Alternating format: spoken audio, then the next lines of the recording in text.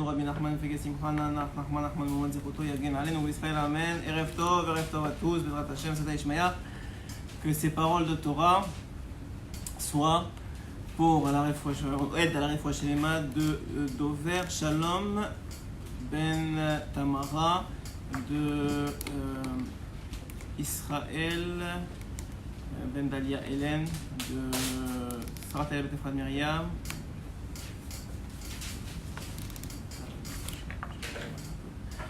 Et bon, on penserait chacun de votre côté à qui vous avez besoin de penser. Et Bezrat Hashem pour toute la Sarah de tous ceux qui vont participer au Shiur Bezrat Hashem, en espérant que ça puisse apporter de la lumière de Rabbeinu à tout celui qui va écouter le Shiur. Donc on continue d'écouter Moharan 18. On continue d'écouter Moharan 18 et l'écouter Moharan 18 ça va être s'il te plaît.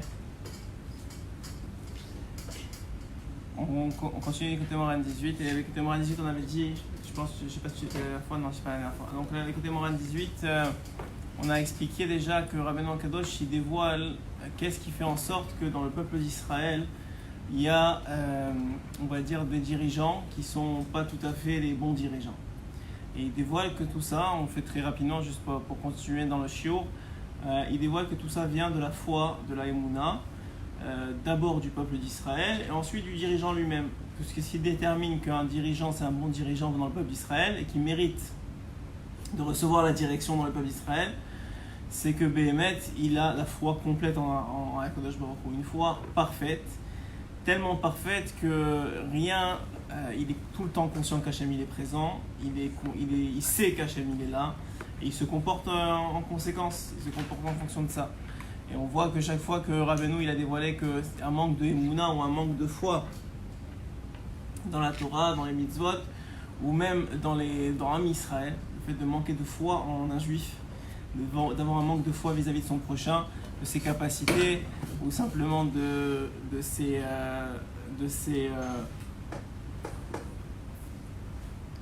capacités, ou simplement de sa réussite, son potentiel de réussir. On sait pour ceux qui viennent à Ouman, on sait que j'ai déjà dit plusieurs fois que l'un des plus beaux cadeaux que Rabbeinu nous fait, c'est le Aïn Tova, le fait qu'on se sent être vu bien. Je ne sais pas si toi-même tu as senti ça, mais tu sens quand tu es à un moment que le tzaddik il te voit bien, il te voit comme quelqu'un d'extraordinaire. On se sent réparé. Voilà, on se sent déjà réparé. Ouais. Alors Rabbeinu il dit dans un autre kilométre de Maran, parce que la Neshama réparée à nous, elle est chez lui. Donc quand lui il nous voit nous voit pas comme on est aujourd'hui, il nous voit déjà réparé. Donc c'est un autre l'écouté moral là-bas dans le Kouf Pechet, il explique ça. Mais dans c'est l'écouté moral, il explique que tout dépend de la foi, de la Emouna en Akadosh Baruch Hu, en cette tzadikim, et en la Torah, et en chaque juif.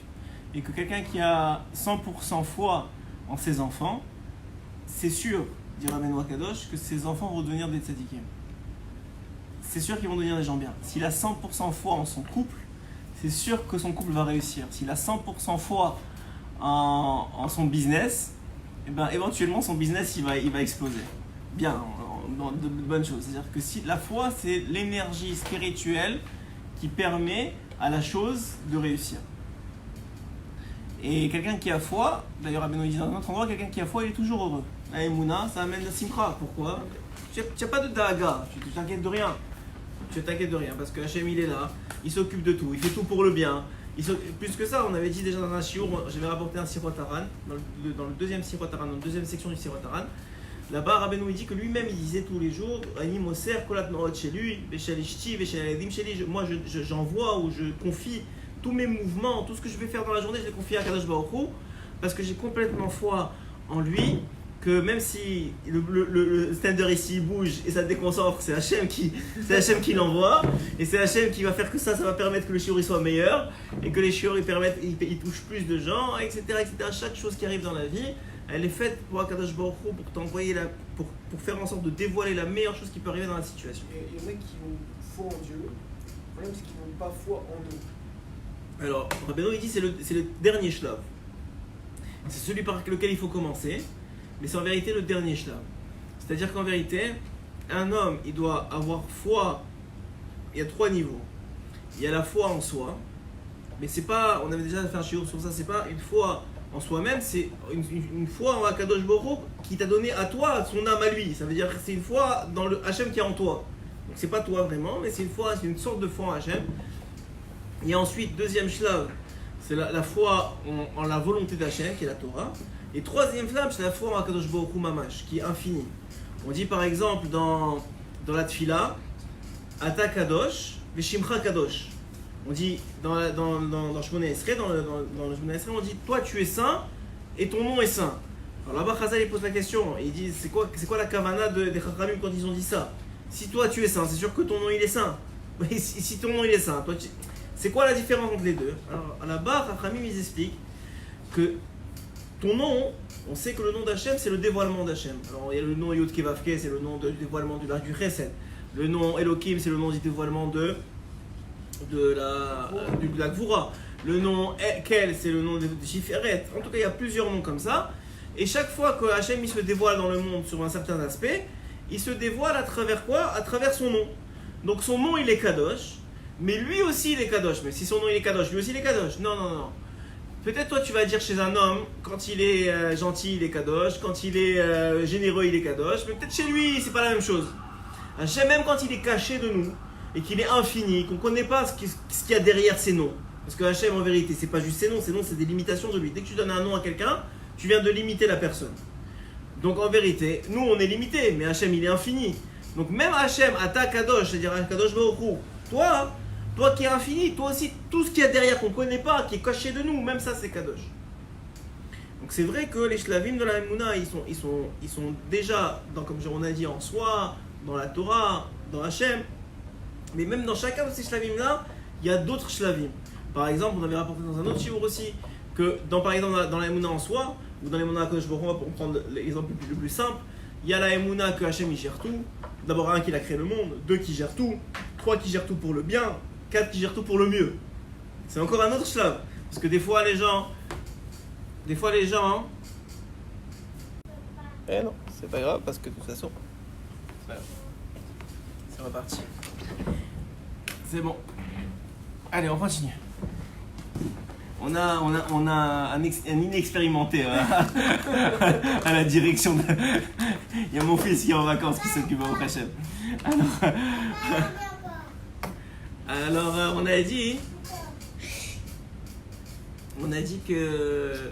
qu'en vérité, même dans le shlav de la Emouna, il y a plusieurs étapes. On va y arriver. Ce soir, il y a beaucoup de Sarah, mais c'est très bon comme ça. Il y a plusieurs étapes. Il y a l'étape d'avoir confiance en Hachem, parce qu'il a créé le monde et qu'il est là et qu'il gère. Il y a une confiance supplémentaire qu'il a créé le monde et que tout est pour le bien. Il y a une confiance supplémentaire que tout est pour le mieux. C'est la différence, on avait expliqué déjà. C'est la différence entre Rabbi Akiva et Ish Gamzu. Et Ish Gamzu, tout est pour le bien. Rabbi Akiva, tout est pour le mieux. Ça veut dire que malgré que je ne vois pas aujourd'hui le bien, j'ai la Emouna que c'est le bien, mais j'ai aussi la Emouna que ça va amener le mieux. C'est encore un autre niveau. Et quand un homme il est vraiment dans ce niveau-là, il n'y a rien qui le touche. Bien sûr, c'est pas notre niveau. Nous, on se travaille tous les jours pour pas que des événements bêtes et stupides nous affectent.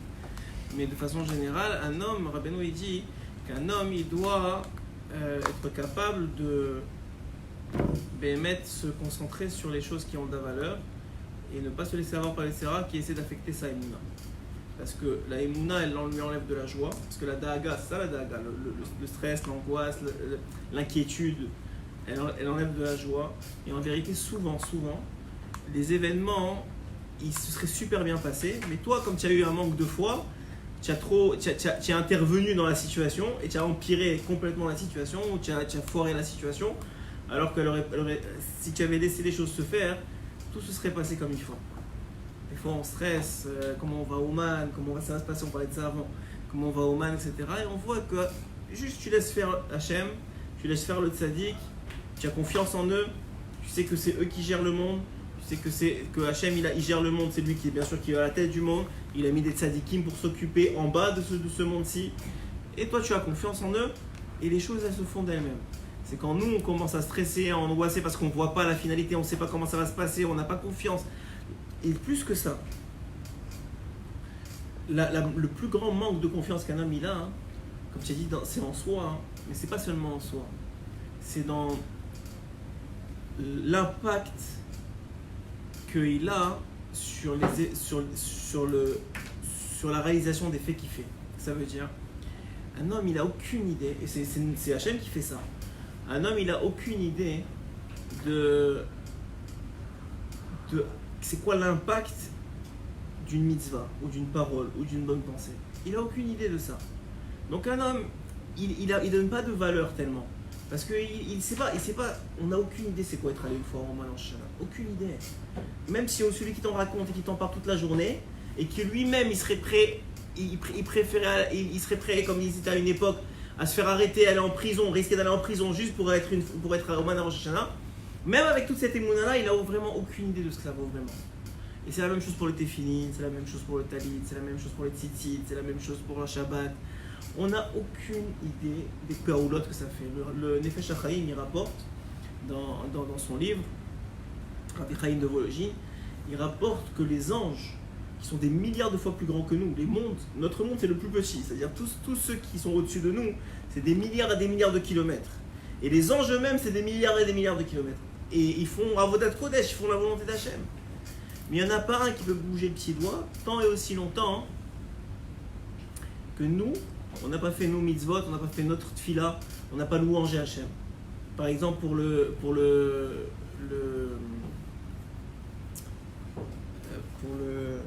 j'ai un blanc, que tous les animaux ils disent là, le Perek Shira. Là-bas, c'est rapporté que le Perek Shira, c'est ce que tous les anges de chacun des animaux, la grenouille, même l'ange du Gehinam, comment ils louangent Hachem. C'est le dévoilement de comment chacun d'eux louange Hachem. Il s'est rapporté là-bas qu'aucun d'eux ne peut louanger Hachem tant et si longtemps que nous on l'a pas louangé en bas. Donc quand quelqu'un qui fait Perek Shira tous les jours, le matin, le plus tôt possible, idéalement même à Netz ou avant Netz ou à l'autre Shafar, ça dépend, mais en tout cas le matin, il a tous les anges qui sont en haut, ils lui doivent quelque chose parce qu'il a permis aux anges qui sont des milliards de fois plus grands et plus kadosh en vérité, même si notre doucha elle est cachée, mais plus kadosh, de pouvoir servir Hachem. Donc un homme il n'a pas conscience de ça, lui il vient à la tfila, il est triste. Mais quelqu'un qui comprend que quand il vient à la tfila, ou quand il met les téphilines, ou quand il met le talit, ou quand il vient à Ouman, c'est des peroulottes, des milliards de mondes il change, il crée des mers, il sépare des mers en deux, il fait des trucs incroyables. Il fait des trucs incroyables. Ouais, mais nous on n'a pas conscience et on n'a pas confiance que c'est vrai. Des fois on écoute un shiur comme ça, et grâce au shiur on est capable de se renforcer, on va dire, ouais. On est capable de se renforcer, mais sauf, on n'a pas vraiment la émouna que c'est vrai. Si quelqu'un qui a la émouna que c'est vrai, il a sourire aux lèvres d'être juif toute la journée. Toute la journée, il a sourire aux lèvres d'être juif. Parce qu'il comprend que tous les mondes, ils changent en fonction du mouvement de son petit doigt, de sa tfila. Pourquoi Rabbeinu nous dit qu'il ne faut pas aller voir les médecins? Pourquoi? Alors à part qu'aujourd'hui, bien sûr, ils sont plus calés qu'ils étaient avant, etc. Mais c'est quoi l'idée? L'idée, c'est que les médecins, la plupart du temps, ils ont besoin d'avoir un diagnostic. Donc quand ils mettent un diagnostic sur quelqu'un, ah tu as telle maladie, ou tu as tel problème, c'est une réalité physique qui est dans le monde, et ça affecte la émouna de celui qui écoute ça. Et maintenant, il est plus capable de prier avec la même confiance, il est plus capable de prier, il est plus capable de croire que Hachem il peut changer d'une seconde à l'autre, que c'est lui s'il est capable de donner un rechem, il est capable de donner un utérus à une femme comme Sarah, il est capable de faire n'importe quoi dans le monde.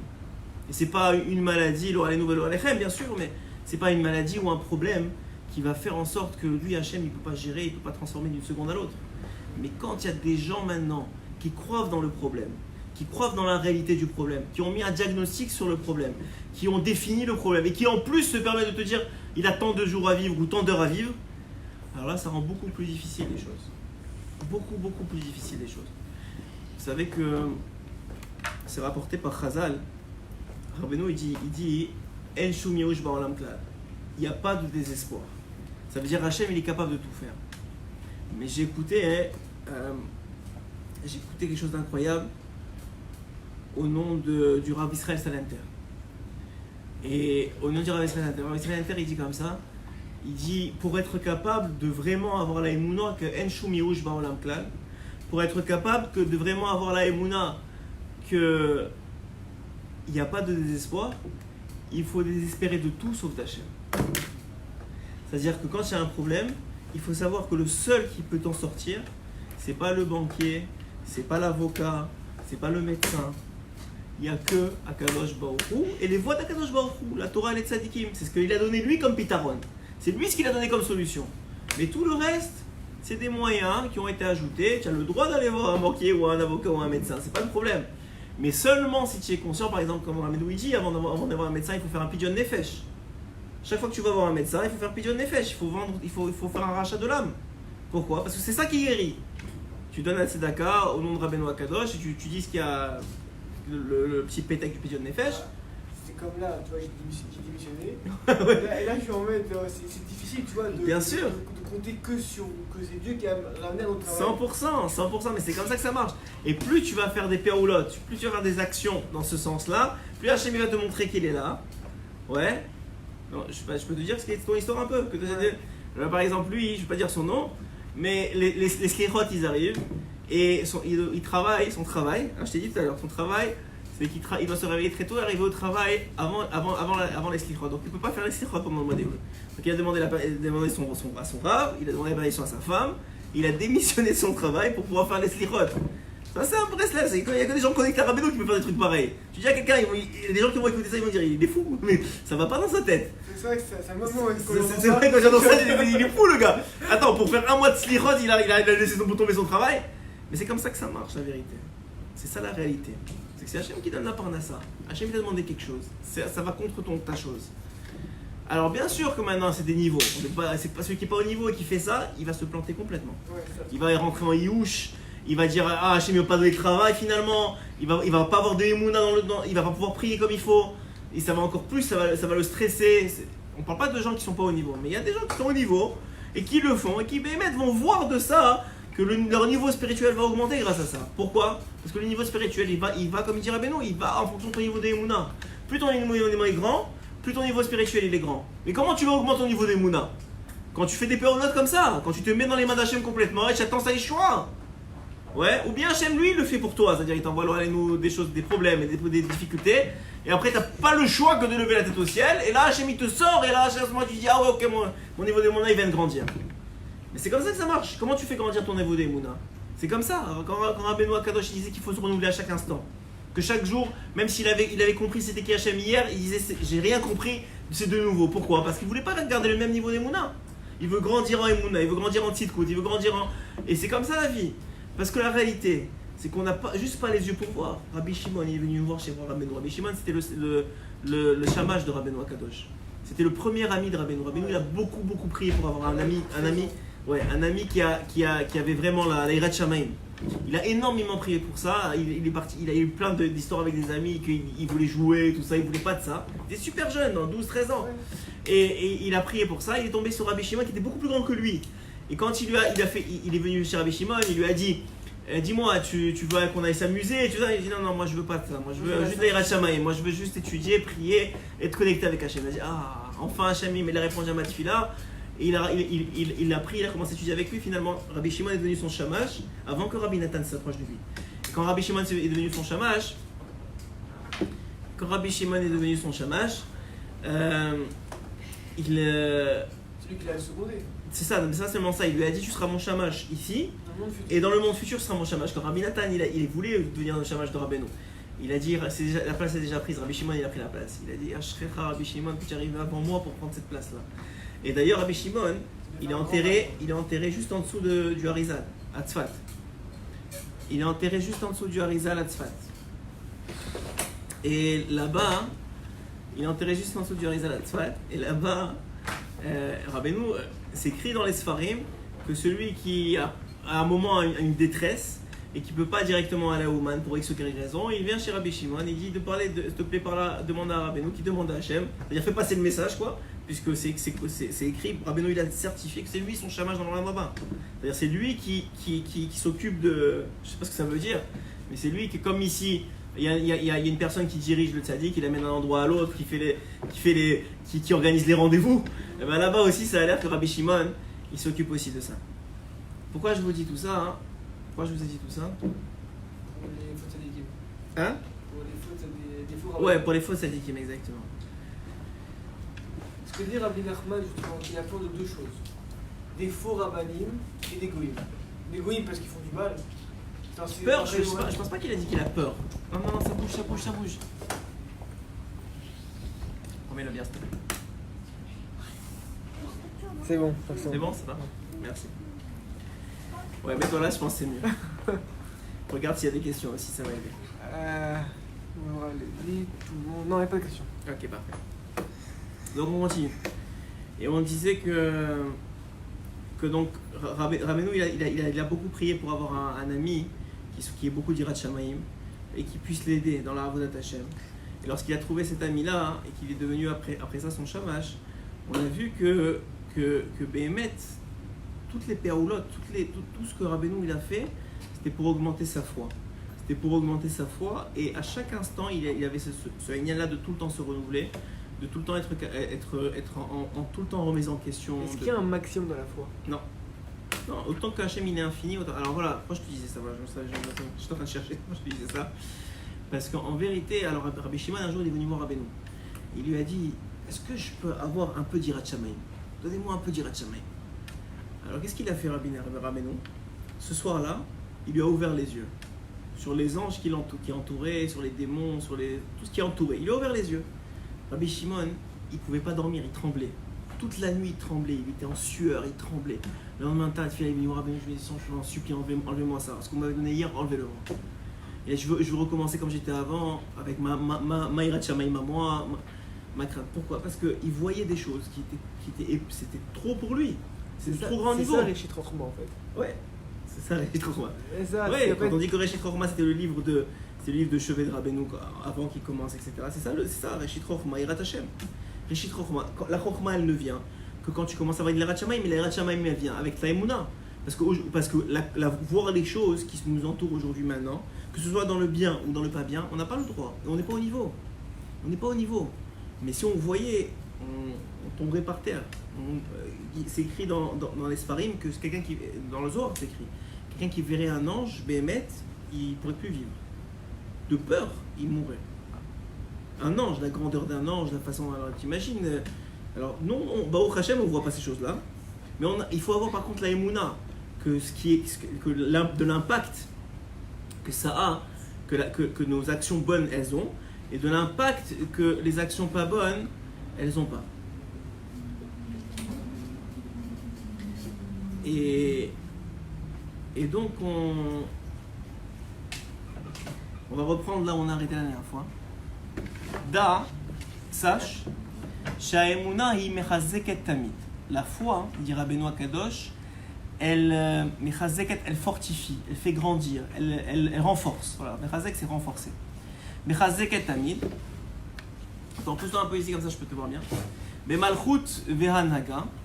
Et qu'est-ce qu'elle renforce? Elle renforce la malchut. La malchut, on a dit, c'est la royauté, c'est aussi la dernière sphira.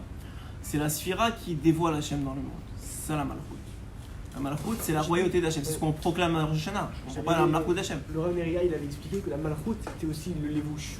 Oui. Alors c'est autre chose déjà. Le levouche, c'est le levouche d'Aneshama, c'est encore une autre Aïnan, c'est en nous. Notre malchut à nous, c'est notre royauté à nous, c'est quand on dévoile Hachem. C'est vrai. Et c'est notre but, et c'est notre rôle.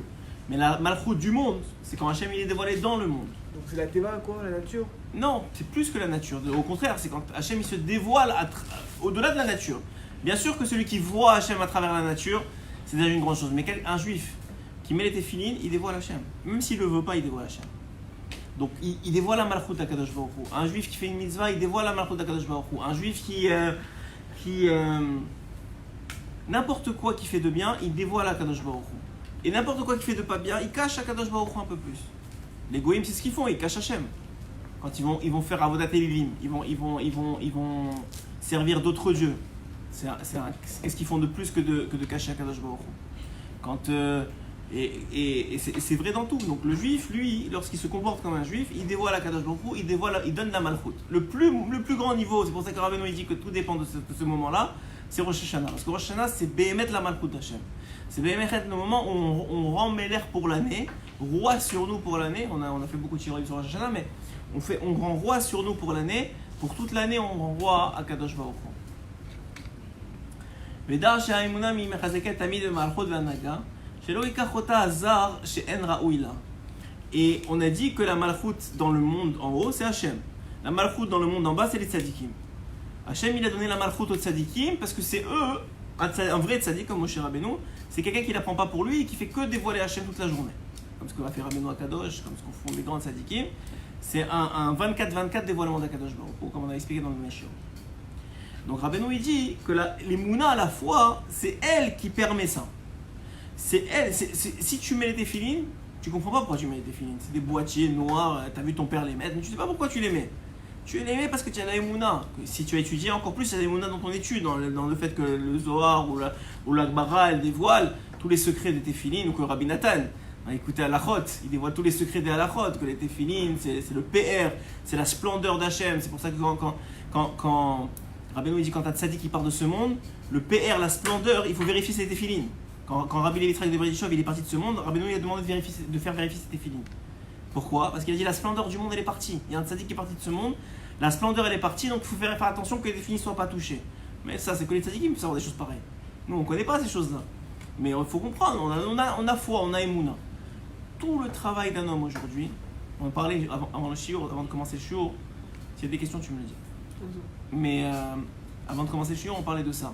On parlait du fait que à l'époque, même les grandes tzadikim, et le travail des grandes tzadikim, c'est un travail béhémet de sur eux-mêmes, de jeûne, de messirut nefesh, de travail sur soi, de ne pas s'énerver quand mais c'est plus que ça.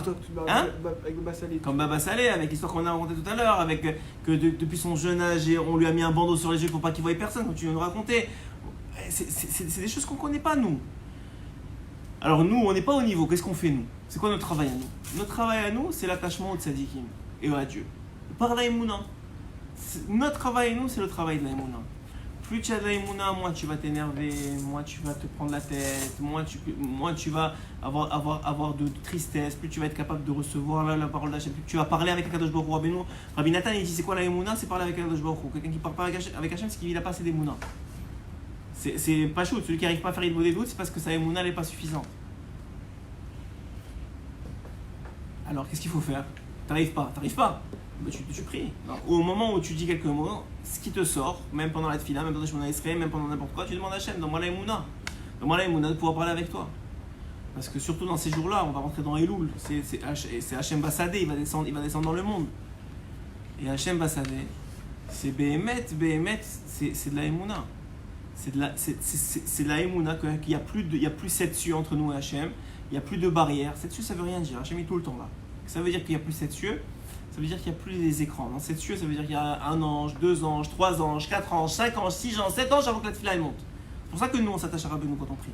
Pourquoi? Parce que Rabbeinu, il prend la tefila. Il fait toute l'année, il fait ça. Il la passe direct. C'est ça qu'il fait. Et ça,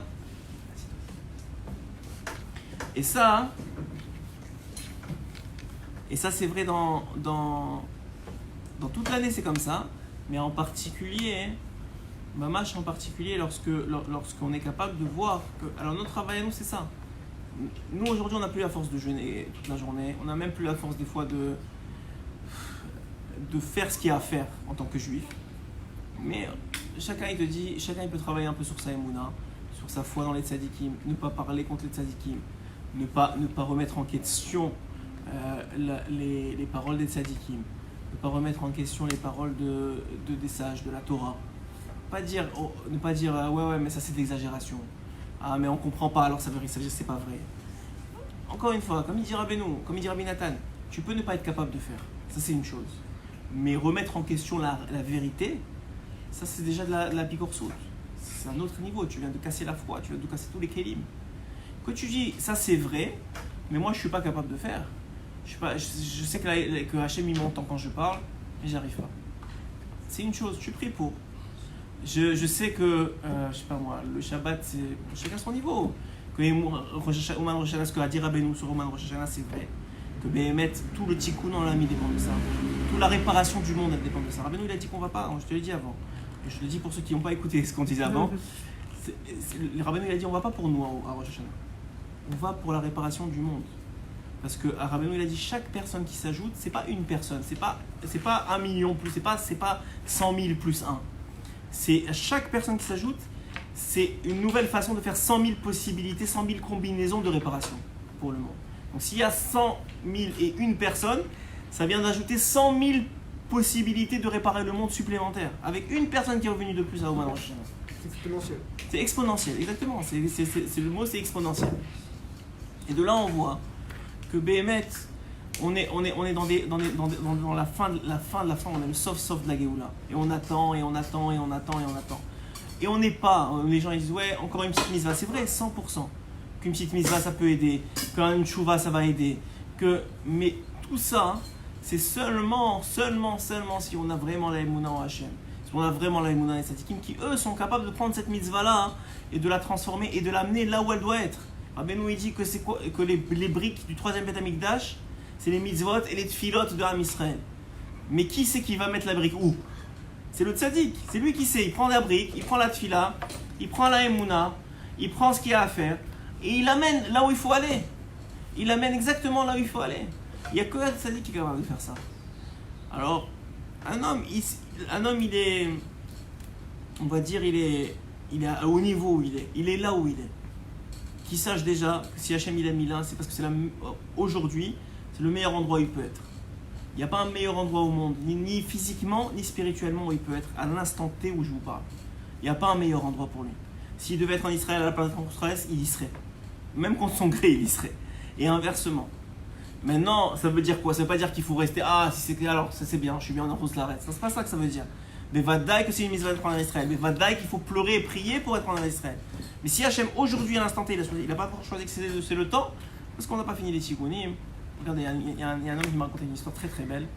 Il m'a dit que son papa, je pense que j'ai déjà raconté l'histoire d'ailleurs, mais c'est pas grave, ça vaut la peine de l'écouter. Toi, je suis sûr que tu l'as pas écouté. Son papa, il a pris sur lui, il habitait au Maroc à l'époque, et il a pris sur lui que tous ses garçons, il avait 3 garçons, et une fille je pense, et il avait 3 garçons, tous ces garçons, il a fait le voyage pour les amener faire leur bar mitzvah dans Israël. Il a fait le voyage, et il a pris sur lui, à l'époque c'était Missirot Nefesh, il allait prendre le bateau, c'était beaucoup de temps, et tout ça c'était compliqué, à l'époque il y avait peut-être... Aujourd'hui le monsieur il a 50 ans, alors ça fait déjà 40 et quelques années. Et c'était compliqué, peut-être à l'époque il y avait déjà l'avion, mais c'était vraiment compliqué d'arriver. Mais il a pris sur lui, et Béhémet il a fait ça. Et ce monsieur il me dit, donc il y a maintenant... donc là aujourd'hui il a 50 ans, donc ça veut dire à peu près 47 ans, non 37 ans, il y a 37 ans. Il y a 37 ans, c'était sa bar mitzvah au Kotel. Il a fait sa bar mitzvah au Kotel, il se rappelle comme si c'était hier. Et il se rappelle avoir pleuré au Kotel. Hachem, je t'en supplie, fais qu'un jour je puisse vivre en Eretz Israël. Il a fait sa aliyah cette année. Ça va être 50 ans. Donc 37 ans plus tard, ça a pris 37 ans. Pas pour que la tefila elle monte, pour qu'Hachem il la fasse redescendre. La tefila elle montait tout de suite. Mais ça a pris 37 ans pour que la tefila elle redescende. Quel jour elle est redescendue sans qu'il fasse exprès. Il est rentré en Eretz Israël. Parashat, Shoftim Veshoterim, la parashat de sa bar mitzvah. 37 ans plus tard, Bidjou, il est rentré en Eretz Israël. Hachem, il n'y a pas une fila qui est perdue, il n'y a pas une fila qui est partie dans le vent. Ça prend du temps. Ça prend du temps. Pas à cause de lui, ça prend du temps à cause de nous. Ça prend du temps à cause de nous. Ça veut dire quoi ça prend du temps à cause de nous?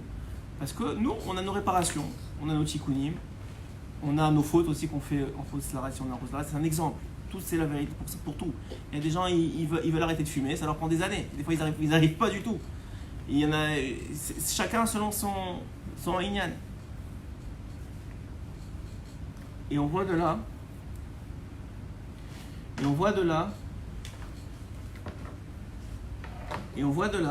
que Béhémet, c'est compliqué à gérer. Et c'est pas facile. Il faut avoir de la émouna. Il faut comprendre que c'est pas évident. Et il faut comprendre que simplement, c'est pas entre nos mains. Il n'y a rien qui est entre nos mains. Juste prier. Il faut prier encore et s'attacher aux tzadikim. Parce que eux, ils ont des péroulottes. Ils ont le pouvoir de faire des choses. Nous... Et comment maintenant on fait pour s'attacher au bon tzaddik? Il faut prier. Bataille qu'il faut prier. qu'il faut prier. C'est le Il y a sujet. deux, et alors, ouais, c'est le sujet qui fâche. Mais non, c'est pas vraiment, parce que personne n'a rien compris en vérité, c'est pour ça que ça se fâche. Rabbeinu, il explique, il y a deux façons. Il y a deux types de tzaddik. Bon, ça, c'est un sujet qui fâche, qui veut fâcher, que ça me dérange pas. Moi, je dis ce que Rabbeinu il dit, je sais que c'est vrai. Il y a deux types de tzaddik. Il y a le tzaddik qui est attaché à ta neshama. C'est-à-dire que toi, tu es une branche d'un arbre, et cet arbre, c'est le tzaddik. Alors, ce tzaddik-là, chacun il est différent. Il y en a qui sont attachés au Rabbi Lubavitch, il y en a qui sont attachés à Raphaïm Ben Attar, qui est le tzaddik marocain par excellence. Il y en a qui sont attachés au Rav Kook. Il y en a qui sont attachés au Stapler, c'était ce Shabbat. Il y en a qui sont attachés à différents tzaddikim parce que ils sont une branche de ce tzaddik. Et ce tzaddik, sa neshama, elle dépend de lui. C'est comme ça que ça marche Béhémet dans l'Olama Emet. Maintenant, il y a un tzaddik qui est le Baal HaSadeh. Le Baal HaSadeh, c'est Moshe Rabbeinu. Je l'ai dit plusieurs fois, vous prenez pas, c'est ce qui est écrit Mefourash. C'est Moshe Rabbeinu, c'est la même âme. C'est Moshe Rabbeinu, enfin c'est les différentes parties de l'âme. C'est Moshe Rabbeinu, le Harizal, Rabbi Shimon Bar Yochai, le Baal Shem Tov, Rabbi Nachman de Breslev. Ça, c'est les Baal HaSadeh. Ça s'appelle un Baal HaSadeh. C'est quoi la différence? C'est que lui, de toutes les âmes dépendent, même ceux des tzadikim. De tous les tzadikim, tout le monde dépend de ça. C'est lui qui s'occupe, Rabbeinu donne une image, c'est lui qui s'occupe du champ.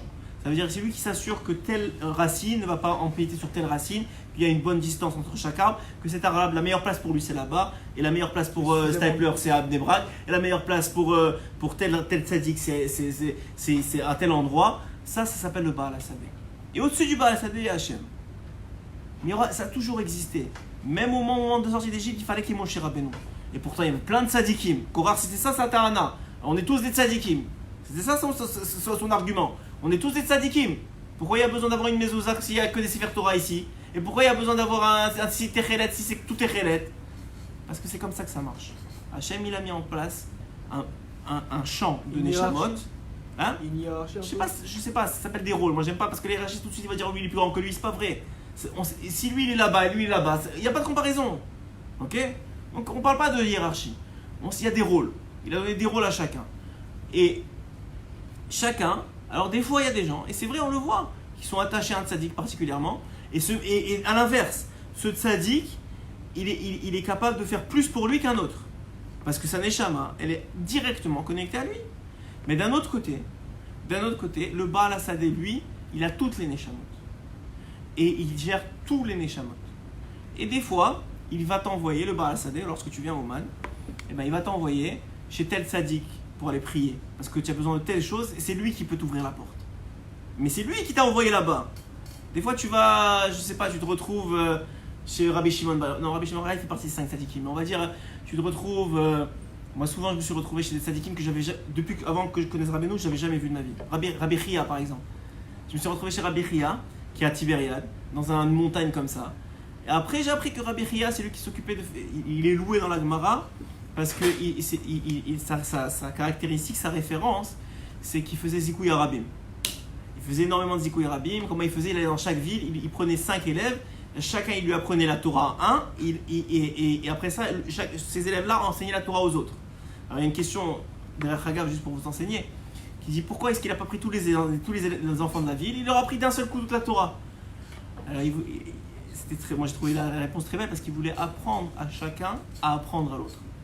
Donc il a pris un, et le un, il lui a dit, moi je t'apprends pas toute la Torah, juste une partie, tu enseignes à l'autre. Et toi tu enseignes à l'autre, toi tu enseignes à l'autre, parce que moi je vais pas être là tout le temps. Rabbi Chia il passait de ville en ville. Je ne vais pas être là tout le temps, donc je veux que tu enseignes chacun en fonction de ce que tu es capable. Donc ça, alors voilà, donc, moi je parle d'un exemple personnel. J'ai jamais été chez Rabbi Chia avant de connaître Rabbeinu, mais je sais qu'une fois que j'ai connu Rabbeinu, je suis allé chez Rabbi Chia pour prier pour quelque chose de messouyant, quelque chose de particulier, en particulier par rapport à un enseignement que Hachem m'a permis de transmettre, parce que Béhémet c'est pas de moi. Et j'ai prié là-bas. Et après ça, dans la Gemara, j'ai vu qu'il était Rabbi Chia, etc. Mais je ne connaissais pas c'était qui. Et comme ça, beaucoup. Et maintenant, c'est sûr que si tu es marocain, non, mais vraiment, on rigole comme ça. Mais il y a une histoire comme ça je l'ai déjà raconté, mais ça vaut la peine de l'écouter. Il y a une histoire comme ça du Rachaim Akadosh. que le Ohr HaChaim HaKadosh, il y a quelqu'un qui a écrit un pérouche sur son Sefer. Parce que vous savez que le Ohr HaChaim HaKadosh, il a écrit un pérouche, il a écrit un commentaire sur la Torah. Et lui-même, ce monsieur-là, il a écrit un pérouche sur le Ohr HaChaim HaKadosh. Il est venu vous le présenter à Rav Mordechai Eliyahu, le grand rabbin d'Israël. Et il l'a lu et il lui a demandé une askama. Vous savez, au début des livres, ils font des recommandations. Il lui a dit, je te donne pas de recommandation parce que là-bas, tu as dit un truc qui n'est pas vrai. Alors, il dit, comment? Alors lui, il s'est vexé, un peu gaftan. Il s'est vexé, il dit, comment? C'est pas vrai, mais j'ai étudié, c'est ça. Alors il a dit, tu sais quoi? Moi, j'ai pas de temps de me disputer avec toi. Va voir Baba Saleh. Il est parti voir Baba Saleh. Il lui a dit, écoute-moi bien. Si Rav Eliyahu dit que c'est pas vrai, c'est que c'est pas vrai. Donc qu'est-ce qu'il a fait lui? Il est parti sur la tombe du Ohr HaChaim HaKadosh pour prier. Il est parti là-bas. Et dans la nuit, 2h du matin, il tape chez Rav Mordechai Eliyahu. Il pensait qu'il était encore énervé, qu'il allait s'énerver avec lui. Il lui ouvre la porte, il dit, qu'est-ce que tu veux? Il lui dit, je veux vous embrasser la main, je vous demande pardon, vous aviez raison. Alors il dit, ok, mais c'est-à-dire quoi? C'est Baba Saleh, il t'a dit que j'avais raison? Elle dit non, Baba Saleh il m'a dit, mais je ne le croyais pas encore. Et j'étais sur la tombe du Ohr HaChaim HaKadosh, et le Ohr HaChaim HaKadosh il s'est dévoilé à moi pour me dire que vous aviez raison et que je devais vous demander Mechila. Alors, Rav Mordechai Eliyahu, il appelle Baba Saleh cette nuit-là. Il lui dit, écoute, ce monsieur-là, voilà ce qui est arrivé, il est venu me voir, etc. Mais j'y crois pas. Comment un gars qui comprend même pas, un monsieur qui comprend même pas la Torah du Ohr HaChaim HaKadosh, le Ohr HaChaim HaKadosh, il va se dévoiler à lui? Ça n'a pas de sens. Alors il a dit, écoute, ce monsieur il est marocain. Et le Ohr HaChaim HaKadosh c'est un marocain. Mais bête, il lui a dit ça. Il dit c'est un marocain, peut-être que ça, juste pour ça tu devrais croire qu'il lui s'est dévoilé à lui. C'est connu, le rabbi de Tosh à Montréal, je sais pas si tu connais le rabbi de Tosh, c'est une chassidoute à Tosh. Et le rabbi de Tosh, il devait choisir un makom pour sa keila.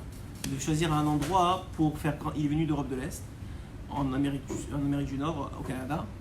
Et il devait choisir un makom, un endroit pour faire grandir sa keila.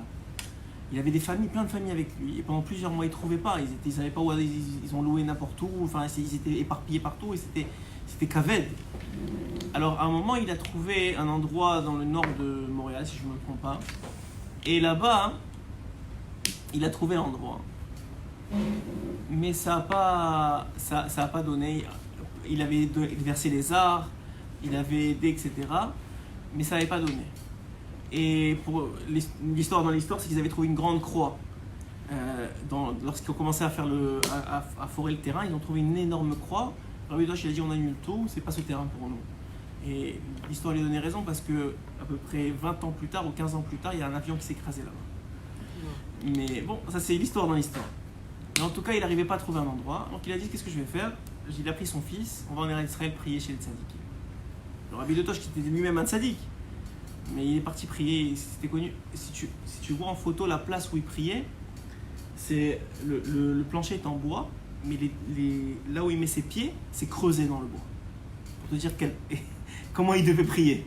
C'est creusé, tu vois que c'est enfoncé dans le bois, là où il priait.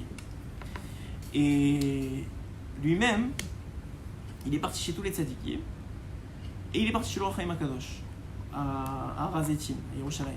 Il est parti prier là-bas, il a fini Sefer Teilim, il s'est allongé sur sa tombe, et quand il a fini, il a dit à son fils, c'est bon, on peut repartir.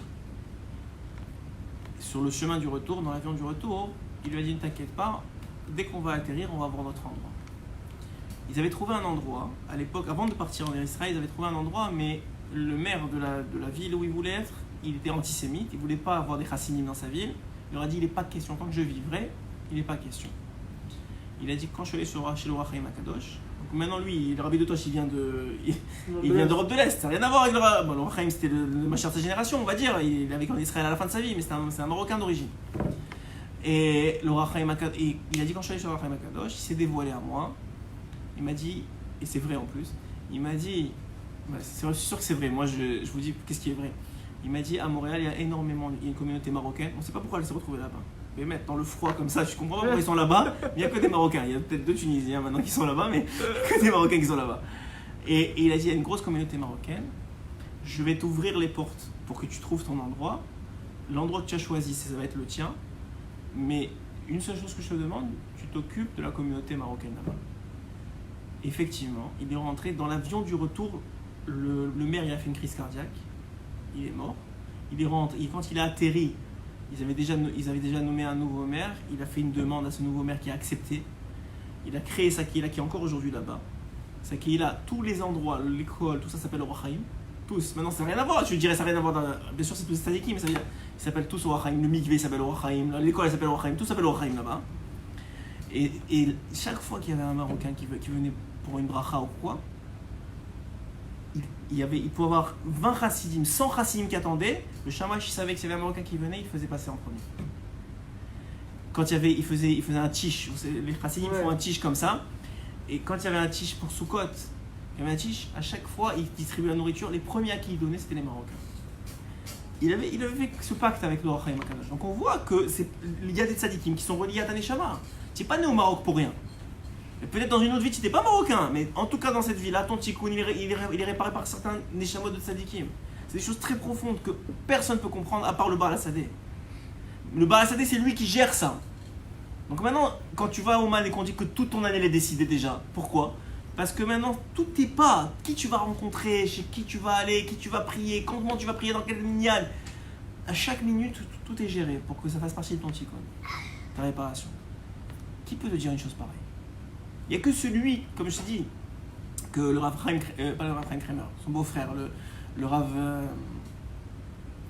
Natan Maimon, il rapportait dans un de ses shiurim, il disait le Rabbeinu c'est l'un des seuls qui parle à ce point-là du Tzadik Haemet. Mais pourquoi ? Parce qu'il faut l'être pour savoir c'est quoi. Il faut l'être pour savoir à ce point-là c'est quoi toutes les catégories, tous les péoulotes et toutes les qualités du Tzadik Haemet. C'est-à-dire si tu l'es pas, comment tu vas savoir ? Tu peux apprendre de Moshe Rabbeinu, tu peux apprendre, mais savoir exactement c'est quoi dans tous les détails, tout ce que le Tzadik Haemet il fait dans les mondes supérieurs, tout ce qu'il est capable de faire, toutes les péoulotes, c'est parce que c'est lui-même. Alors évidemment qu'il y a plein de tzadikim, évidemment que tous vont aider, évidemment que tous vont être là pour nous sauver et nous guider. Et même comme je vous dis, le Rabbeinu lui-même il dit que des fois tu as besoin d'un certain tzadik. Par exemple c'est connu que Rabbi Yodan ben Oziel c'est un tzadik particulier pour les zivugim. C'est connu ça. Rabbi Yodan ben Oziel, celui qui n'a pas de zivoug, il va chez Rabbi Yodan ben Oziel, il prie chez Rabbi Yodan ben Oziel, ça aide. Ouais. Donc on sait qu'il y a des tzadikim comme ça qui ont des forces particulières, mais celui qui gère tout d'en haut, c'est Hachem, et il a donné à son représentant le plus, on va dire celui qui le représente le plus ici, c'est le Tzadik Haemet, des péroulotes particulières. Alors il dit que sache que la foi, c'est elle qui donne la force à la malchoute. Chez Loïka Chota Azar, chez En Raoula, pour pas que quelqu'un d'autre la prenne, qui lui, il n'est pas méritant, parce qu'il n'a pas la shlema, il n'a pas la emuna complète. Chez Eikar HaMalchut, Shorshar Vechorma, parce que l'essentiel de la malchout, sa source, elle est dans la chokhma, elle est dans l'intelligence. C'est pour ça qu'il va dire que les rois, à chaque fois, ils s'entouraient de sages. Parce que dès qu'il y a eu un roi qui a tué les sages, ça n'a pas pris longtemps avant que sa malchout, elle s'effondre. Pourquoi ? Parce que la malchout d'un roi, elle dépend des sages. Et le roi des rois, c'est Hachem. Et Hachem, de quoi elle dépend sa malchout ? Des sages, des tzadikim. C'est pour ça qu'ici Rabbeinu il rapporte un verset qui dit, c'est écrit dans le Varim, Vahi Beshurun Meler. Beshurun c'est un Israël, Meler c'est le roi d'Israël c'est Hachem. Bit Atef Racheam, que quoi ? Que les chefs des peuples se réunissent. C'est qui les chefs des peuples ? C'est les tzadikim. Ça veut dire que quoi ? Que les tzadikim, c'est eux qui sont les représentants d'Hachem auprès du peuple. Et c'est eux qui déclarent la royauté d'Hachem en vérité. Comment ? Comme on a dit au début du shiur, enfin de l'écouté moral, quand ils font en sorte que chacun d'entre nous, on est capable d'accomplir notre tachlit, notre olam haba. Quand chacun d'entre nous, on aura acquis notre olam haba, ça y est, il n'y a plus rien à faire dans ce monde. D'ailleurs, quelqu'un qui a vraiment acquis son olam haba comme Hachem, il veut qu'il l'acquis hier, c'est-à-dire complet, etc., comme il le mérite, exactement comme il veut, il n'a plus besoin de revenir. Des fois, c'est pas parce que tu as fait des fautes ou tu es au Guénin que tu reviens. Des fois, tu as un olam haba, mais il n'est pas complet. Et tu es obligé de revenir parce que ton tikkun, ta réparation pour acquérir ton olam haba complet, il n'est pas fait. Tu n'as pas fait assez de mitzvot ou tu as entaché dans une autre vie, on ne sait pas ce qui s'est passé. Mais en tout cas, c'est ça qui va déterminer complètement toute la Anhaga d'Akadosh Baruch Hu dans le monde, c'est les tzadikim. Donc quelqu'un qui dit c'est entre moi et Hachem, il a perdu la majorité de sa relation avec Hachem. Quelqu'un qui dit c'est entre moi et seulement ce tzadik, il a perdu la majorité de sa Anhaga avec Hachem. Mais quelqu'un qui comprend que c'est moi, la Torah, les tzadikim et Hachem, et c'est un, comment on appelle ça, Un trio. un quadre. Ils sont 4 là, on est 4 là maintenant. Il y a moi, il y a les tzadikim, il y a la Torah et Hachem. Alors quand on fait ce lien-là tout le temps, alors à ce moment-là, Béhémet, on arrive à notre tikkun et à la Torah. Hazak ou Baruch, ce sera pour aujourd'hui, ça va suffire.